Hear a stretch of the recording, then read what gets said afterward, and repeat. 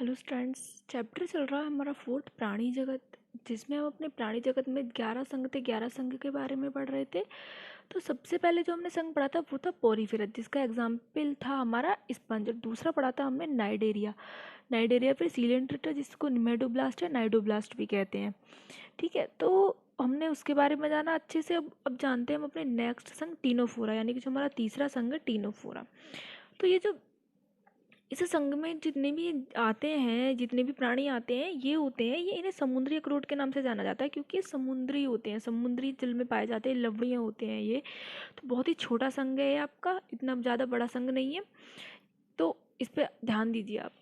तो क्या होता है कि इसके जो प्रमुख लक्षण क्या होते हैं कि ये एक एग्जाम्पल बताया हुआ मैंने, इसमें जो इस संघ में जितने भी प्राणी पाए जाते हैं उसमें एक का मैंने एग्जाम्पल बताया, ये प्लूरोबेशिया, जिसका माउथ है ये, जिसके फेरिंग्स हैं, जिसमें एटनीस पाए जाते हैं, जिसमें गट पाए जाते हैं, जिसमें एनाल पोर्स पाया जाता है, टेंटिकल्स पाए जाते हैं। टेंटिकल्स इसमें क्या होते हैं, इसमें दो टेंटिकल्स होते हैं, यानी कि दो संस्पर्शी कोशिकाएं पाई जाती हैं।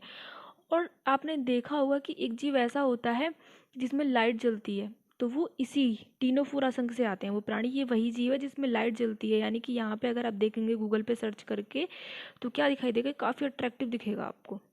तो इसमें यहाँ पे लाइट जलती रहती है, यानी कि इनके अंदर जो जीव संदीप्ति, बायोल्यूमिनिसेंस, प्रकाश उत्सर्जन उत्पन्न करने की इनके अंदर क्षमता होती है। तो इनके एग्जाम्पल देखते हैं कि सबसे पहले ये समुद्री वासी होते हैं, यानी कि समुद्र में पाए जाते हैं। दूसरा, इनका शरीर जो होता है वो अरीय सममित, अरीय सममित होता है, बीच में से काट लीजिए, डबल ही पूरा बराबर भाग में डिवाइड होगा। द्विकोरिक होते हैं, ऊतक स्तर के संगठन इनमें पाया जाता है।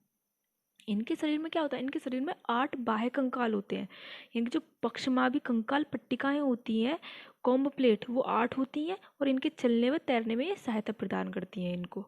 ठीक, इनमें जो पाचन होता है वो अंतरकोश के और अंतराकोश के दोनों प्रकार का होता है, यानी कि इंट्रासेलुलर भी आउटर सेलुलर भी।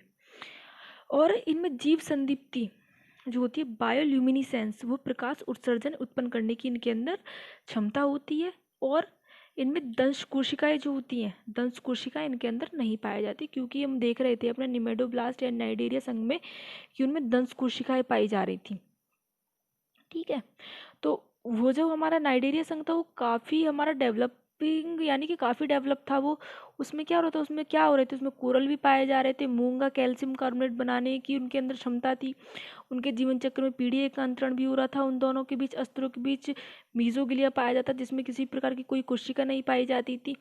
और वो क्या होते थे, वो मीठे जल में पाए जा रहे थे, ये समुद्री जल में पाए जाते हैं। ठीक, और नर और मादा, नर और मादा इसमें भी दोनों में एक में ही होते हैं। और नाइडेरिया में आप पढ़ रहे थे कि उसमें भी दोनों एक ही में होते हैं, यानी कि उभयलिंगी होते हैं, हर्माफ्रोडाइट होते हैं ये।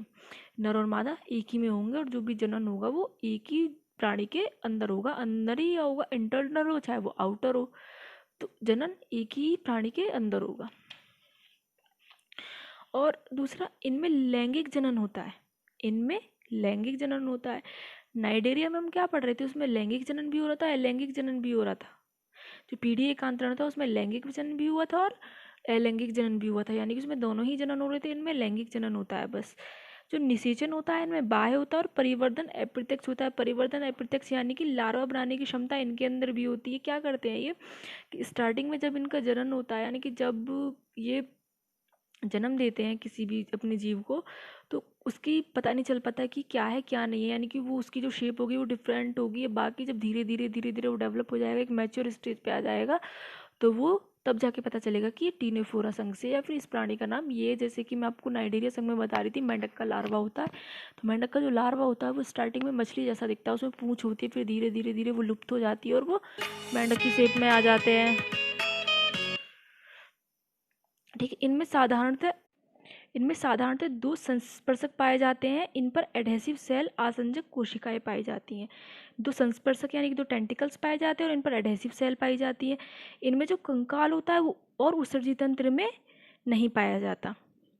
इनके उदाहरण है प्लूरोब्रेकिया, टीनोप्लाना और हार्मीफोरा। तो ये जो आपका संघ है काफ़ी छोटा है, लेकिन आपको ध्यान देना है, अच्छे से पढ़ना है इन सबको।